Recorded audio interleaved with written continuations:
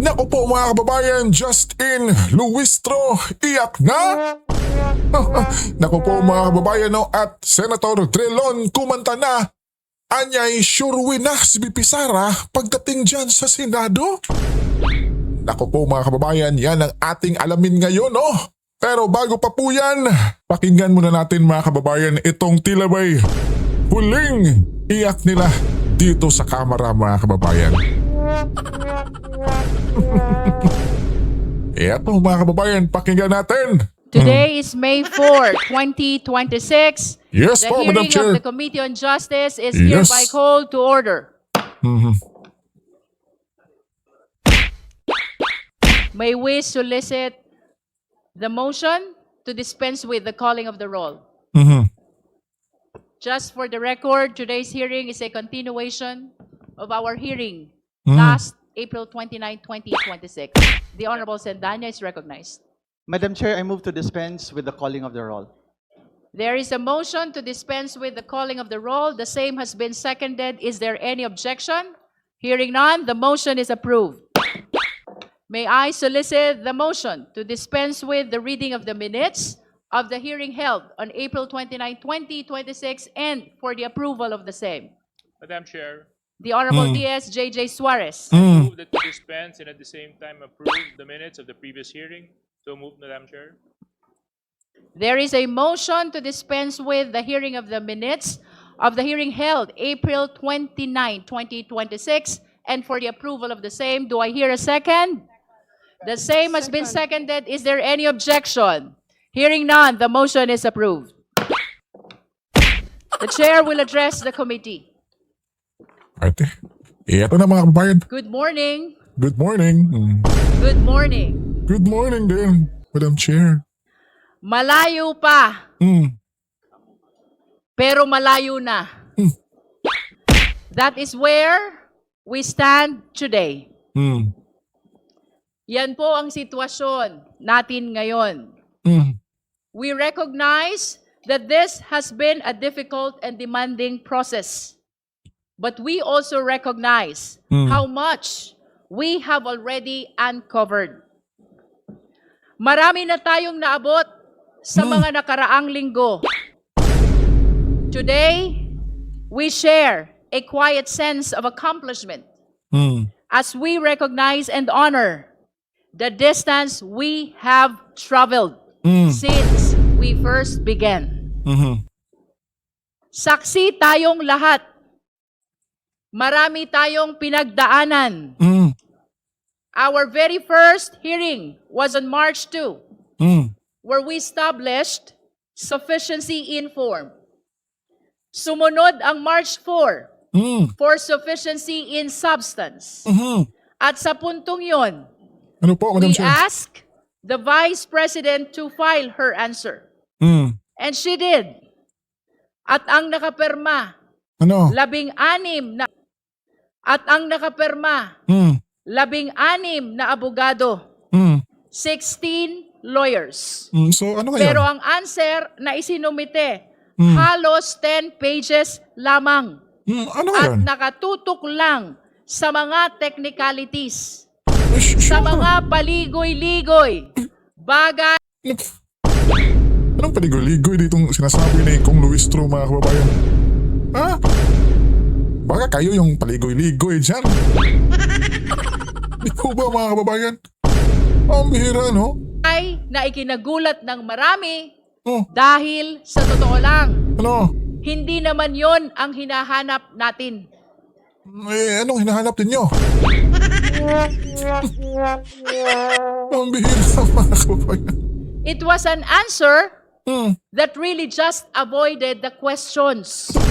Kaya naman, noong March 18, we determined that the complaints allege sufficient grounds for impeachment. Sumunod ang hearing sa March 25, Yes kung po. saan we settled the preliminary matters, most especially ang pag-issue ng mga subpoena. Then came the marathon hearings of April 14, April 22, and April 29. Doon tayo nakinig sa mga resource person natin. Mm. We heard the evidence. We examined the evidence. At sa mga araw na iyan, doon natin naramdaman ang bigat ng ating ginagawa. May mga sandaling luminaw ang mga sagot at may mga sandaling mas dumami ang mga tanong. We certainly had our ups and downs. We had our inflows and outflows of testimonies and documents. But through it all, one thing remained certain. Ano po? We never went sideways. Hindi tayo naligaw. Nanatili tayong may direksyon. Hindi raw sila naligaw mga kababayan. No? Sa kanilang, syempre, pinagkagawang script mga kababayan. Hindi po ba? Di ba talagang, diretso. Ang bihira mga kababayan.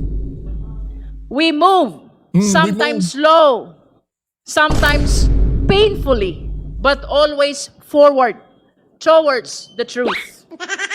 Sinunod natin ang konstitusyon. Hindi tayo nagmadali, hindi tayo nag-shortcut.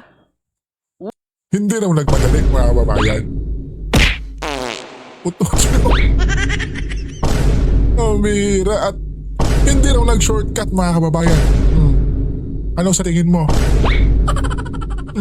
We honored the process. Bawat hakbang, bawat salita, bawat ebidensya, hinarap natin ng buong pag-iingat at pananagutan. Sa paglalakbay na ito, napagod tayo. Hindi magpahinga kayo. Ang bihira mga kababayan, no? Sa tingin nyo, mga kababayan, pagod sila? Tutot nyo anong pagod, mga kababayan. Grabe. May paawa-awa talaga kayo, ha? Sinubok ang ating pasensya, Sino? lalo na sa harap ng mga batikos mula sa labas. Oh, syempre. We saw the press conferences of the Vice President's camp. We saw the petitions filed in the Supreme Court Syempre. and the Karapatan nila. complaint filed Oh. in the office of the city prosecutor. Opo, maraming hakbang ang ginawa upang pigilan ang prosesong ito. Pero sa kabila ng lahat, hindi tayo natinag. For in the end, Palakpakan mga kababayan naman dyan. it is not the absence of struggle that defined us, but the refusal to lose our way, the discipline to stay the course, and the clarity to never lose sight of where we are going. At noong mga nakaraang pagdinig, Yes. we have seen the evidence. Ito ang mga nakita at narinig natin. Una, ang testimonya ni Ramil Madriaga na base sa ebidensya, mas kilala sa pangalang Sir Ram. Pangalawa, ang mga misteryosong envelopes at ang mga questionableng resibo. Pangatlo, ang paliwanag ng NBI tungkol sa magkakaibang pangalan, ngunit iisa ang pirma. Pang-apat, Ano pa? ang sertifikasyon ng PSA na walang record ang mga pangalang katulad ng Mary Grace Piatos? Piatos. Pambihira. Isinama pa talaga nila mga kababayan, no? Pambihira naman ko, no? Di ba? Attorney tong si Kong Luistro, mga kababayan. Alam niya yan, panigurado. Yung mga ganyang confidential na pangalan, mga kababayan. Pambihira talaga, no? Para maisama lang yung piatos-piatos ni Congressman Sendanya, yung Congiwe, mga kababayan. Pambihira naman. Panglima, ang COA findings na COA. nag-uutos ng refund na 73 million at 375 million.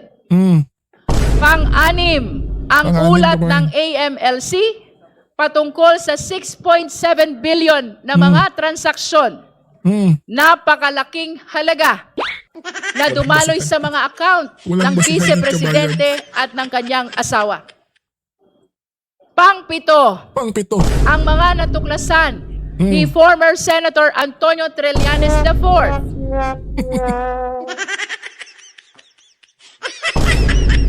Wala na, finish na mga kababayan. Isinama na yung statement pala talaga. Ang bihira mga kababayan. Kayo na talaga, madam. Na ang malaking bahagi ng kayamanang ito ay may kaugnayan sa illegal drugs. At ang mas nakakagulat, ang pahayag na ito ay tumutugma sa record ng AMLC. Pangwalo, ang mga dokumento mula sa SEC na nagpapatunay na walang kinikita ang mga kumpanya ng Vice Presidente kahit na natili siyang aktibo sa isa sa mga kumpanyang ito, nang ibig sabihin ay pinagsabay niya ang pagiging Vice Presidente At ano? at pagpapatakbo ng negosyo. Ano At pa? itong huling pagdinig lamang, noong April 29, Yes dalawang po, madam. bagay naman ang napag-usapan natin. Una, ang selyadong kahon mula sa BIR na sa kabila ng matinding debate, hindi muna natin binuksan. Kahit nasa kapangyarihan naman natin na buksan ito. Sabi nga ni Pinag-insist talaga nila mga kababayan, no, na may kapangyarihan talaga sila i-open yun. Pero bakit hindi? Diba? Meron naman pala ba, bakit hindi in-open mga kababayan? Diba, chinalis nga itong si Kong Luistro ni Kong Marcoleta mga kababayan na, Madam Chair, open nyo na para magkaalaman.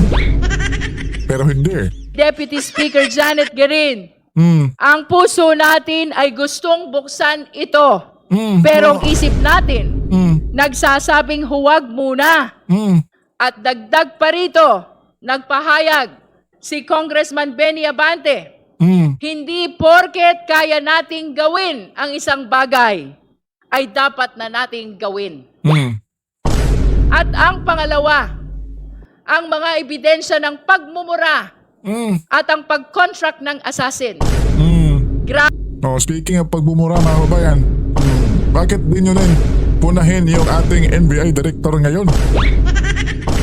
Di ba mga kababayan? Mas grabe yung ikilibig sa pala. Ang bihira. Di ba? Sabi po itong mga ebidensyang ito, lalo na yung video ng Vice Presidente. Kong Laila de Lima described it perfectly when she said, Describe perfectly mga kababayan. Perfect. Ang bihira talaga mga kababayan, no? Di ba? Panigurado dito pag may nakikinig na ordinaryong Pilipino tapos tila ba'y walang alam talaga mga kababayan ay paniguradong mapapaniwala nila mga kababayan. Di po ba? Pero tayo, yung may alam mga kababayan, paniguradong hindi na nila mabubola mga kababayan.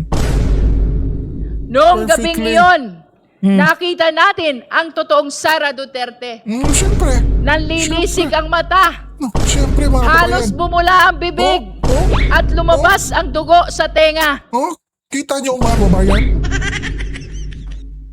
Ina-exaggerate nila mga kababayan. Halos bumubula daw ang bibig ni BP Inday. Kita niyo? Kita niyo mga kababayan? Pero sa tingin ko mga kababayan na yung ipinakita doon ni BP Inday, hindi pa yun mga kababayan. Kulang pa yun. Kulang pa yun mga kababayan. Ganyan si BP Inday. Pag nakita niya yung kanyang mga tauhan o ordinaryong sabayang Pilipino na inaapi mga kababayan. Di ba? Di naman basta lang nagagalit doon si BP Inday mga kababayan na walang kabuluhan. Di ba? Di ba? Kahambugan ba yung ginawa niya doon? Hindi. Galit siya mga kababayan dahil ipinagtanggol niya yung kanyang tauhan na walang ginagawang masama mga kababayan. Di ba? Di ba? Di ba mga kababayan? Sa ginawang ugali doon ni BP Sara mga kababayan, ay doon mas lalong minahal ang sabay ng Pilipino si BP Inday, kabayan. Diba? Dahil ganyan tayong mga ordinaryong Pilipino, mga kababayan, di ba? Makikita ka ng taong inaapi. Di ka ba uusok, mga kababayan? Pwera na lang doon sa ating NBI director na ugali, mga kababayan, na tila ba'y kahambugan overload. Di na yun, mga kababayan, kahambugan na yun. Pero kay BP Sara, mga kababayan, dako po. Which is tama lang yung ginagawa niya doon, kabayan. Di ba? Dahil tila ba sasabog na ang kanyang ulo sa galit. At that point, Sasabog daw yung ulo ni BP Sara, grabe. Ang bihira talaga. Congresswoman Janice Digamo once again shared her ito, own painful experience as a victim of political violence herself. Pinaalala niya sa atin Ano? na ang banta ng pagpatay ay hindi biro. Ito ay seryosong panganib sa buhay ng tao. Yan po ang lahat ng natalakay natin. Yung, speaking of pagbabanta, mga kababayan, tanungin niyo ulit yung NBI director niyo dyan. Di ba mga kababayan? At pinag-aralan natin lahat ito. Sinuri ang bawat anggulo. Katulad ng paalala ni Congressman Brian Poe noong nakaraang pagdinig. Seryoso ang tungkol. Isa pa to, mga kababayan, di ba? Ginamit pa yung kanyang ama, PG party list, mga kababayan. Ang bihira. Nating ito. At dapat tratuhin ito na may kaukulang respeto. At sa gitna ng lahat ng ebidensyang ito, sa kabila ng lahat ng diskusyon natin, may isang bagay Ano? na hindi nagbago. Ano? Ang upuan. Ano? Eto na Ang naman. bakanteng upuan. Eto na naman tayo, mga kababayan. Ang bihira. Ilang beses na ba yung binanggit nila, mga kababayan, no? Sa bawat ebidensya, walang direktang sagot. Sa bawat Bakit ba kasi, mga kababayan, may direktang sagot si BP Sara dyan sa inyo? Wala namang ano niyan. Ang kwenta, mga kababayan. Di po ba? Doon si BP Sara sa Senado. Doon. Siya pwedeng sumagot ng todo, hindi sa inyo. Dahil alam naman natin, di ba, mga kababayan, yung mga pinagagawa nila. Ang bihira talaga. Kita nyo yung mukha dito ni Kong Luistro, mga kababayan, bawat tanong, walang paliwanag. Walang Naghintay tayo ng salaysay pinakita ulit. mula sa Vice-Presidente sa ilalim ng panunumpa. Pero ang tanging humarap sa atin ay ang tahimik, No. ang isang bakanteng upuan.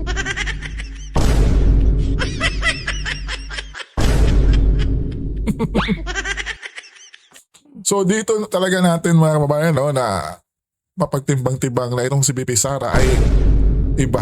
Iba yung talino niya, mga kababayan. Kuhang-kuha niya yung inis dito ng mga miyembro ng Kamara, mga kababayan.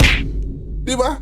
Kasi gigil na gigil sila na ipamuka ni BP Sara Di ba? Ipamuka ni BP Sara yung kanilang mga buwanta, mga kababayan, di ba?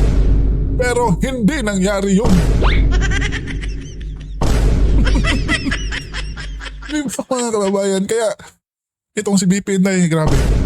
Grabe kung sino man yung advisor na ito ni BP Inday, mga kababayan. Naku po. Grabe. Ang galing lumaro, mga kababayan. Tila ba'y pinaglaruan lang sila? Di ba? Sa dami ng kanilang kadramahan, chichi-bureche, ano-ano pa, mga kababayan. Di ba? Wala, hindi sinipot ni BP Sara. Di ba? Pero sa Senado, ni BP Inday, go tayo doon sa Senado. Handa ako. Di ba? Ngunit, mapagtatanto natin na meron na pala tayong hawak na ebidensya Anong ebidensya? mula mismo sa kanya. Ano? Hindi na natin kailangang tumingin pa sa malayo. We already have a sworn statement. Isang sinumpaang salaysay. Ang tagal na palang nandito.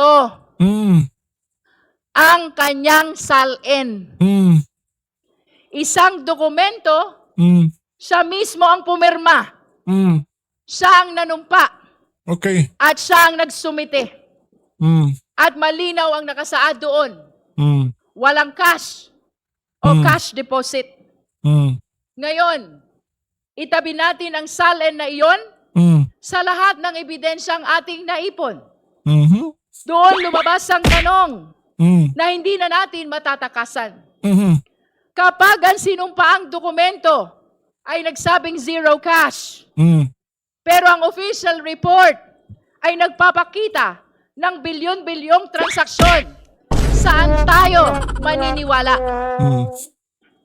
Kaya naman, noong April 29, the Committee on Justice decided that we have seen enough. No need to extend. No need to give one more chance to someone who refuses to attend.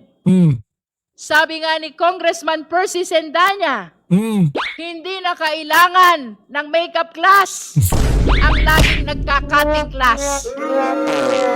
By a unanimous vote, this committee found probable cause to impeach Vice President Sara Z. Duterte for culpable violation of the Constitution, bribery, graft and corruption, No, other di high pa. crimes, and betrayal of public trust. That brings us to today. Ngayon, May 4. Kita nyo mga kababayan, di ba? Hinusgahan na nila si VP Inday dyan sa kamera. As simple as that mga kababayan, di ba? Talagang, di ba? Ipinagmubuka na nila na si VP Inday ay makasalanan na. Pambira talaga to mga kababayan. Yeah. Kukumpirmahin natin kung anuman ang mga nangyari noong nakaraan sa pamamagitan ng isang committee report. We are therefore here to finalize the committee report along with the attached resolution setting forth the articles of impeachment. Our task is to approve these documents and transmit everything to the plenary. This is our mandate under the rules. Tayo ang Committee on Justice. Bukod tangi ang komiting ito dahil sa buong listahan ng mga komite sa Kongreso, tayo lamang ang tanging binanggit at binigyan ng partikular na mandato ng ating konstitusyon. We were given that name for a reason. Today, we hope we have lived up to that name, Committee on Justice. Para sa hustisya. Hustisya na Sana naibigay natin ang hustisya sa mga complainant. Sino complainant Hustisya ka? sa Vice-Presidente sa pamamagitan ng tamang proseso. At higit sa lahat, hustisya sa sambayanang Pilipino. Huwag niyo kami idamay dyan, madam. Hustisya daw po mga kababayan, no? Sa samay ng Pilipino. Payag ka ba dyan? Ka ba? Dinamay ka pa? Dinamay tayo? Sana ay panindigan natin ang pangalan ng committee natin. But more than that, I want to take a moment to acknowledge the people behind this work. Ito na, kamayan. Hindi biro ang pinagdaanan nating lahat. Lalo na ang kapal ng mga dokumentong binasa at sinuri natin. Akala ko mga kababayan, ang kapal ng pagmumukha natin. Sa mga resource persons, salamat sa pagharap ninyo dito sa komite. To our colleagues in this committee, thank you so much. Huling iyak na to mga kababayan. Sa ha? ating secretariat at sa mga staff na hindi nakikita sa camera, pero sila ang naging pundasyon ng bawat hearing. Maraming salamat sa inyong lahat. And to the Filipino people, And now, maraming the salamat end is po near. sa inyong pagsubaybay. of our faith. Ngayon, habang tinitimbang natin ang bigat ng mga susunod nating hakbang at ang mga posibleng pagsubok na haharapin natin. May isang katotohanan dapat nating alalahanin. Hindi tayo magsisimula sa wala. Ang bawat hakbang natin ay hindi na pabalik, kundi padiretsyo sa katotohanan. Malayo pa, pero malayo na. Mahaba pa po ang tatahakin nating landas patungong plenaryo at patungong Senado. Ngunit hindi na tayo nangangapa. Marami na tayong naungkat. Marami na tayong naisiwalat. At hindi natin hahayaang masayang ang lahat ng ito. Kailangang ituloy ang proseso because this is what justice demands. Because only Palakpakan then mga kababayan. can we truly achieve accountability. Kapag may public official na nagkaroon ng seryosong paratang, huwag nating baliwalain. Huwag nating palampasin. Pero bakit yung ating Pangulong Bongbong pinalampas ninyo? Di po ba mga kababayan? Oh, mismo nakasulat pa naman dyan sa papel mo, Kong Luistro. Pero bakit yung ating Pangulo? Yung ating former speaker? Oh, bakit pinapalampas ninyo? Pambihira mga kababayan. Di ba? Kaya instead naman, naniniwala na sana tayo mga kababayan. Kita nyo naman yung mga pinagagawa nila kabayan. Wala na to, finish na to mga kababayan. Ika nga ni former Senator Franklin Drilon na si BP Inday Sara pagdating sa Senado ay naku po, sobrang malaki yung tsansya kabayan. Tila ba'y sure win na si BP Inday. Eto, pakinggan natin kabayan. Aminado, ito pong si dating Senate President Franklin Drilon na mas madali pong mananalo.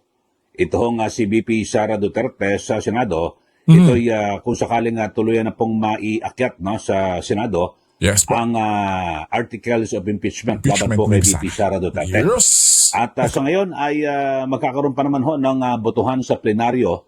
Yes po. Ito hong magiging committee report ng House Committee on Justice na kung saan ay kanilang idiniklara na meron pong probable cause yung impeachment complaint laban po kay BP Sara. Sara. Yes. Pero sabi ho ni dating Senate President Franklin Drilon, mukhang mas okay ho yung naging estratehiya ng kampo ni BP Sara na kung saan ay hindi ho sila nagbigay ng mga kaukulan at karampatang mga Sagot. ebidensya o sagot Ebidensya. sa mga aligasyon diyan po sa House of Representatives. Tama mga kababayan. Di ba yan yung iniyak-iyak ni Kong Luistro kanina mga kababayan sa kanyang speech? Di ba mga kababayan?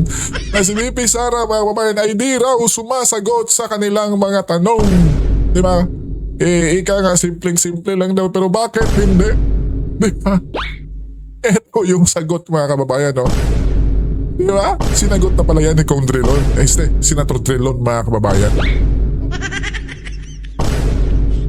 Wala na, finish na talaga to mga kababayan. Grabe yung taktika nila BP Sara dito mga kababayan, Dahil sa maaring ito ay inireserba po nila diyan po sa Tama. Senado. Kasi sa Senado ay kumbaga mas madali hong manalo doon Kakaunti lang ho kasi, di ba, 24 na senador o tinatawag ho na republika ang magdidesisyon lang. Samantalang diyan po sa mababang kapulungan ng Kongreso Ang dami. ay nasa mahigit sa 300. Correct. Ang mga kongresista, bagamat 106 lang po ang kinakailangan o one-third para tuluyan na pong ma-impeach ito pong si BP Sara at yung articles of impeachment ay dalhin na po sa Senado. So sa ngayon, sabi ho ni Senator Drilon ay solid ho ang Solid kakaiba talaga. ho dyan sa Solid talaga sa kabayan. Senado ay solid po yung siyam na mula po sa minorya.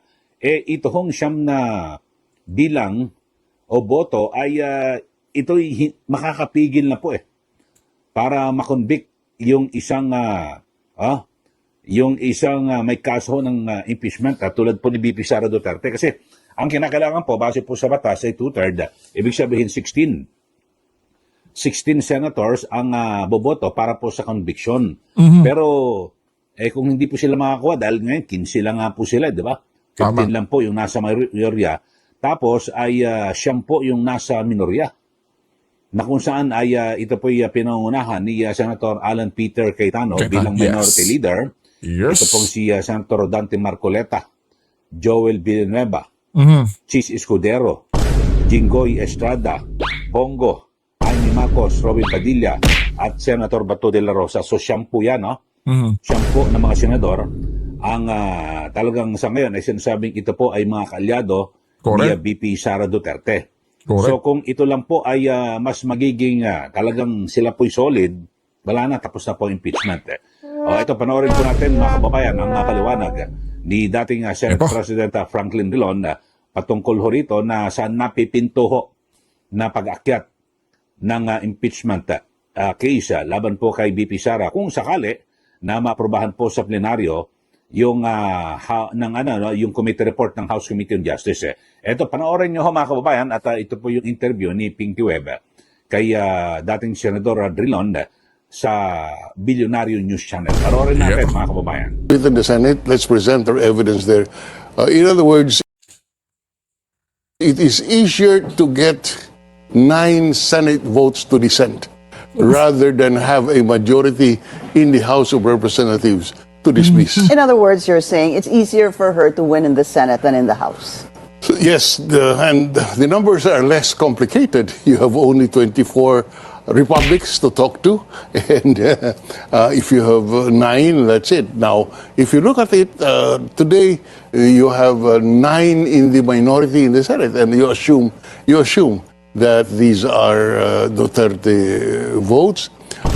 So if that 9 stick together and would cast a negative vote, you can never convict. Now, of course, also the fact is, Pia is part of the majority, but is the sister of Alan. and I do not know if they will vote separately. But if Pia sides with with Alan, there you are. You All have right. 10. Yan po ang pahayag ni dating Senador Drilon at merong binabanggit ho siya na yung siyam na huyan, baka madagdagan pa ho isa sa kanyang ehemplo mga kababayan ay Naku po. ito pong si Senator Pia Cayetano na kung saan ay nasa panig po ng mayorya, di ba? 15 Tama. sila, baka maging 14, mabawasan pa ho sila. Dahil sa yung kanyang kapatid na si Senate Minority Leader Alan Cayetano ay nasa kabila, minorya. So parang sabi ho ni Senator Drilon, baka mukhang malabo na hindi siya susunod sa magiging boto ng kanyang kapatid na si Senator Alan Peter Cayetano. So maaring maging 10 itong magiging boto na kung saan talagang lalong magsiselyo para mahirapan po at talagang hindi po makalusot itong impeachment laban po kay VP Sara Duterte. Kasi sa ngayon ay mga kabayan, so kakaiba ho kasi ito, no?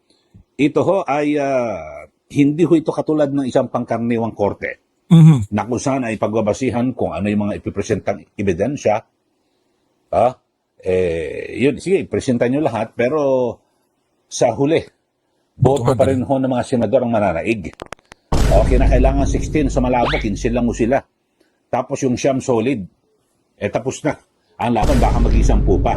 Ako, ang pananaw ko mga kababayan, may mga basa rin ako rin sa mayorya, baka bukod doon kay Senator Pia Cayetano, meron pang iba na boboto rin para hindi makonvict o mapatalsik si VP Sara. Isa pa ho dyan, kung si Pia Cayetano, sabi ho ni Senator Drilon, kasi may mga tendency na baka boboto yan para sa pag-absuelto kay VP Sara kasi yun ang magiging boto ni Senator Alan Peter Cayetano. Ako may nakikita pa ho ako dyan. Naku. Isa hong taga Mindanao. Si Yes po. Senator Mixubiri. At pananaw ko lang naman ho ito na maaring bumoto rin po yan para wag ma-impeach. Tama. Ito hong si VP Sara. So, maaring mababawasan pa ho sila, magiging 13 na lang ho. Kung 13 na lang ho sila, tapos meron pong mga re-electionists. Diyan po sa majority. Yun ho. At dito nga ho, mga kababayan, at sa mayorya, so binabanggit ho natin, maaaring maging present, no, mababawasan si Pia, maaaring sumama sa kanyang kuya. Tapos yung iba pa mga halimbawa, taga Mindanao, si Senator Mig Subiri. So dito ho, mga kababayan, tapos pero dyan po so magiging present na lang ho.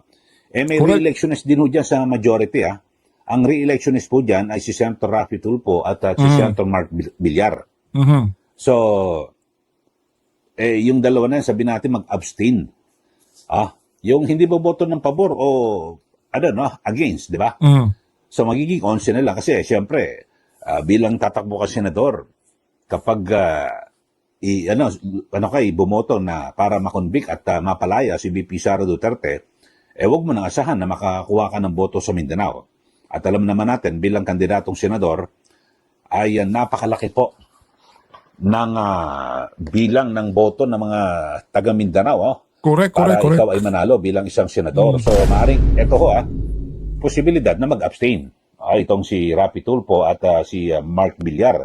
Sa panig po yan ng mayorya. Tapos si JBL Sito, siya rin po ay re-electionist. Yun ho. Sa mayorya yan at sa minorya naman ay yun, talagang hindi natin malaman kung sila po ay So magiging ilan na lang sila? Magiging siyam. Siyam na lang ho, mga kababayan. Tapos sabihin natin siyam, tapos may 3 ho sa majority na kung saan ay may mga nakapending na kaso, may mga report na mukhang tinatakot at hinahawakan sa leeg. 3. Escudero. Opo. Ito hong si Joel Villanueva, Villanueva, at Joy yes. Sada sa 3. Yes po. Kung siyam natitira kanina, sabihin natin, bumaliktad ho ito ng pressure para wag sila makulong. So siyam plus 3. So 12 pa rin, hindi pa rin naabot po sa 16. So yun po, mga kababayan. At dito ho, ito hong mga ginagawa nitong nating paghimay ay base po ito sa mga sa mga sabihin natin mga veterano ho. Kasi unang nagsabi ho diyan, di ba, nabanggit ko rin ho sa aking sa vlog, sa mga nauna, si Senator Marcoleta, yung kanyang computation, mukhang malabo Senator na Marcoleta. talagang lumusot po sa Senado itong kasong impeachment. Tapos, ay ngayon may binabanggit ho itong si dating Senate President Franklin Drilon.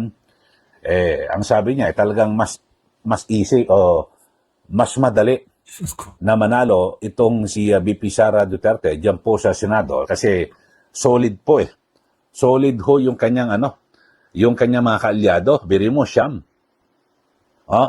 At ito ho ang siyam na ito na sa panig po ng minorya.